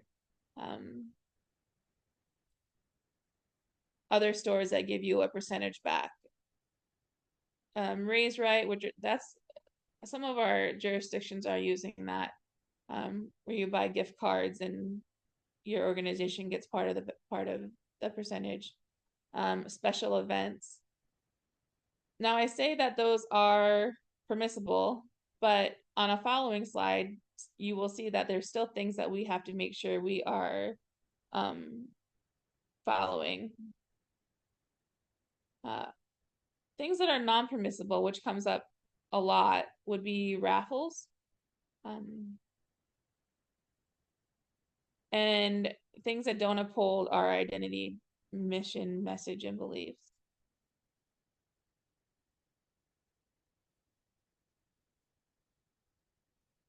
So, especially when we're talking about fundraising, one thing to talk about is Michigan sales and use tax.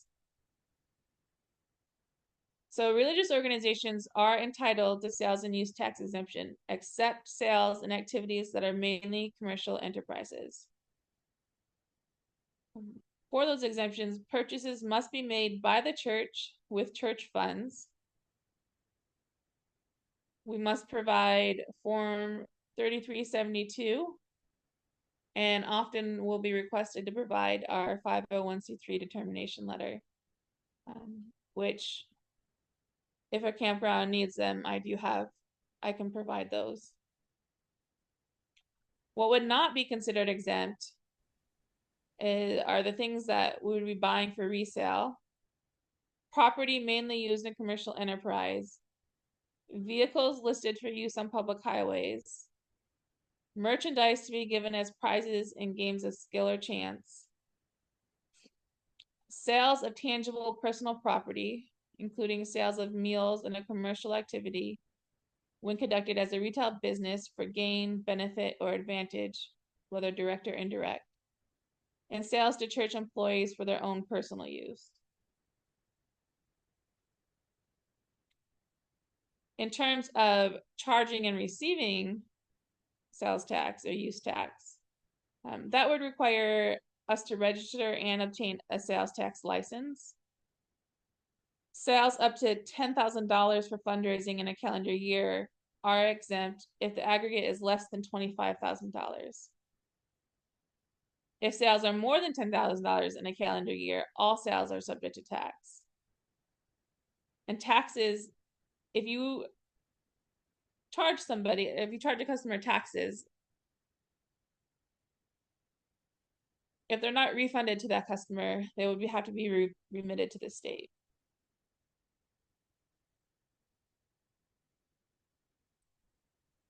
So this is where we also get into the types of fundraisers and things we have to look at, the food service guidelines. So this applies to having those dinners or those bake sales. A food service license is required for any prepared foods to be offered to the public. those licenses have to be renewed annually, or there are temporary ones. It requires a food manager certification, specific systems to be followed when that food manager is not present, food preparation and storage only in licensed and inspected areas, an immediate food service occurring in other locations with proper temperatures maintained. Without a food service license, meals served at youth camps following camp license requirements, prepare food offered to a defined group, such as participants of community of Christ, that are not advertised to the public. Meals indicated as potlucks with all foods home prepared. Bake sale items not requiring refrigeration, and individually packaged foods ready for consumption.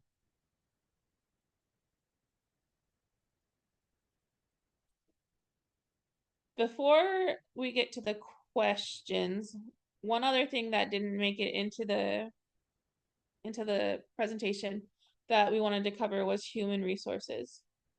And as it was mentioned, the executive committee has that authority to seek out and post and hire somebody. That will be in coordination with the MCFO. Well, the Mission Center will help you with a job description and getting things posted in the different places we can post and the announcements and whatnot.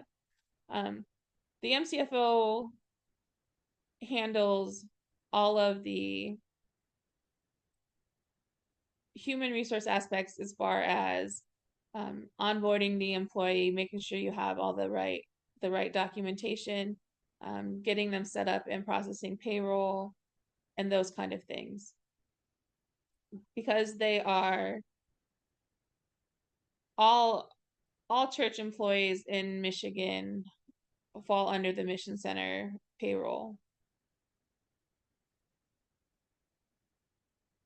They will have an employee agreement, which will outline their position description and also include the information on salary and benefits.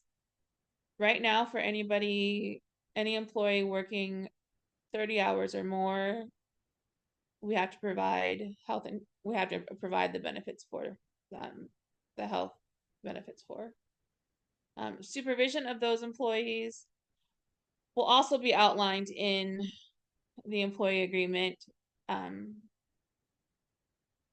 as well as it was mentioned a liaison between the campground board or campground executive committee and that employee.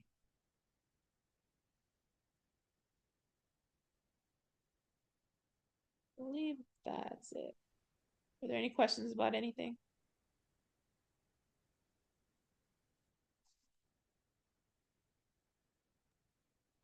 Jessica, I have a question. Okay.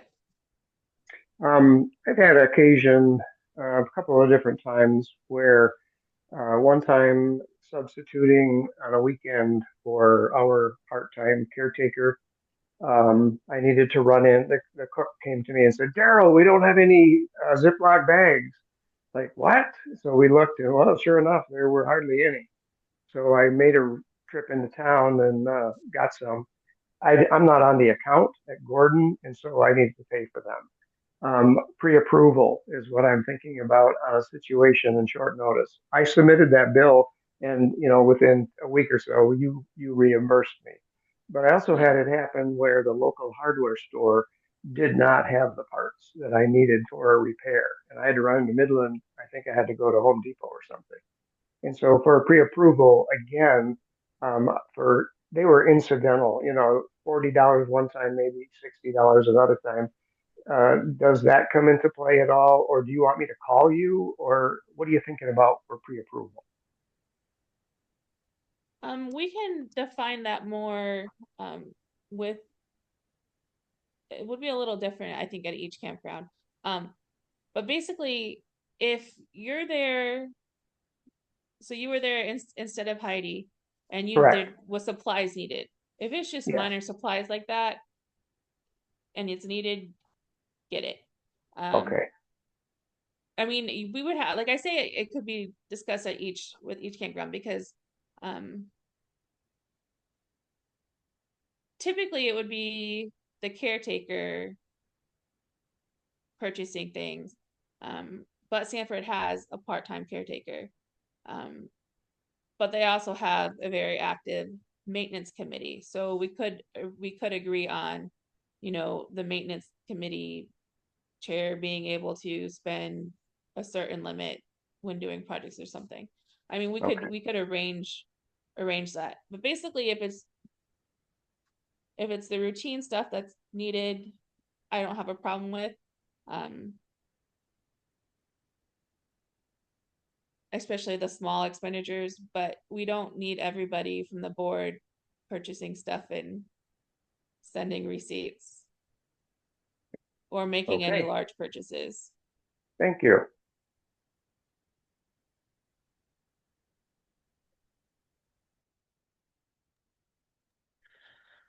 All right, our last slide then was just Linda mentioned earlier that we will be at the beginning. She said you'll be getting a packet, which we've been sending out in the last several years of all of the many of the things we discussed, the church bylaws, the operating policy, several of the policies that apply. And in that packet are three policies that the combined campground committee has adopted for all the boards. That's a whistleblower protection. That's an HR related item that if someone comes to the board with a concern, they are protected as long as it's a valid concern. And that policy's there. There's the conflict of interest policy that each board member needs to sign on when they need to abstain from items that benefit them or a close family member. And then there's a confidentiality policy that explains, in which situations board members have to maintain confidential information. So those are the three items that get sent out each year. We've been doing an online form available that's worked for most people, and that'll be ready at the start of the new year. The forms are at the back of the packet, so you review them there, and then you can just go to the online form, check that you've received them, fill out the couple of boxes you need to, and then add your signature. For those who can't access the online forms, we can bring a paper copy to the board meeting for them to sign and submit back. So we just need those annually from each board member. This is pretty standard practice for nonprofit and corporate boards. And then in that packet, you'll have other things to review that were in the slides. And we are planning to build out a web page or a landing page with various other policies that will apply to campground board members and be the place where you can come back to those things during a meeting.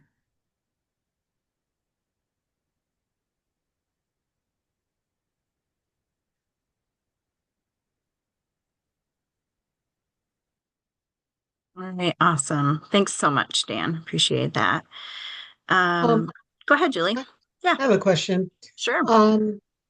There's something that arose fairly recent, and I don't know if they found clarification on it or not, but we had someone who was a family member residing in the same home as the caretaker wanting to be on the board, and I just need some clarification on how that works.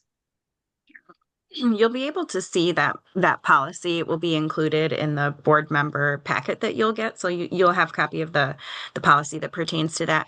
I did ask Dina about that specific situation that we were referring to. It's so I think the situation was that it was the child of the caretaker also being on the board. And so the question was about a conflict of interest. And the answer that I got from Dana was that it would be okay, for the close family member to be on the board, but for that family member to know when it was appropriate for them to abstain. It wouldn't be appropriate for them to vote, yes, this individual should get an enormous raise, or they should be able to take advantage in some way of their contract, right? So we're really counting on, this goes back to the board responsibility to that individual to be honest and forthcoming about any kind of conflict of interest that might apply. Is there anything you would add to that, Dan? No, that kind of covers it. We do specifically in the policy prohibit the spouse of an employee from being on the board. And that's unique to our policies because other boards do allow even spouses, but as long as they abstain when there is a conflict present. But ours policy is spouses of employees are not allowed. Any other family members are, provided they follow the conflict of interest. Okay, good. I just wanted clarification so I understood what, because I don't know if that's something that we'll be discussing at our January meeting or not, but I just wanted to have a better understanding. So thank you. Thank you for asking that, Julie, because I think I said I would send it to you by email and I didn't do that. So thank you for bringing that back up. I All appreciate right. it. What other questions do you all have about the presentation or maybe things we didn't get to? I have a question. I did not get notice, I don't believe, of the January meeting. Could you tell me when that's going to be? Is Bill still on? I believe it's let me pull out my calendar unless somebody else is faster than me. It is, and let me confirm with you offline that we have the correct email so then I know we can get that to you again. The Sanford board meeting, I have January 12th at 6 p.m. That's And correct. okay, That's great. correct. We'll confirm with you offline, Tammy, to make sure that Bill has your correct email and stuff so we And know you're in the loop. will what time, that'll be at the That's at campground? the campground. Yeah, Okay. that's Well, just in the dining hall. Okay, thank you. actually, depending on the weather, it more than likely we'll hold it at Coleman. But when I Oh, send the notice of the meeting and the agenda out, it'll give you it'll confirm the time and location. Great. And that's typically a hybrid meeting too, Tammy, just in case the weather is particularly bad since it's January. yeah. It's a little easier to heat up the um room at Coleman than the entire dining hall. So it gets a little cold there sometimes. Any other questions, anybody?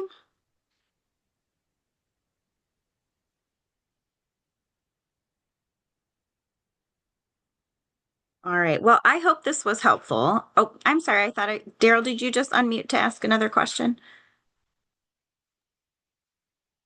No, I was just going to say thank you, everybody. Well, thank you thanks, Daryl. That's where I was gonna go too. I know it's hard to carve out 2 hours on a weeknight most times of the year, and it's an even bigger ask in December. I really do hope this answered some questions and maybe gives us a little bit of a leg up going into 2026 so our boards can be as effective as possible. We really want to see you guys succeed. So if there are things that you're hoping that we would talk about that we didn't or that you think of later, let me know so that we can get those added in and be able to offer this training again in the future.